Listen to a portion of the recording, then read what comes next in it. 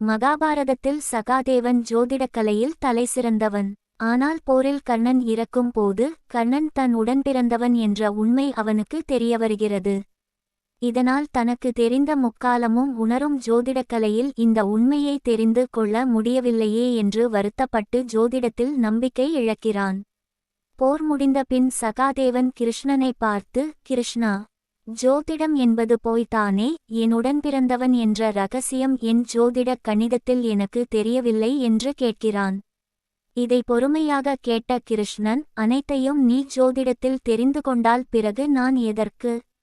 ஜோதிடத்தை விட இறைசக்திதான் பெரியது என்பதை உணர்ந்தான் சகாதேவன். எப்படிப்பட்ட சிறந்த ஜோதிடனாக இருந்தாலும் நிச்சயம் அவர்களால் 75 விழுக்காடு மட்டுமே தங்களால் கணிக்க முடியும்.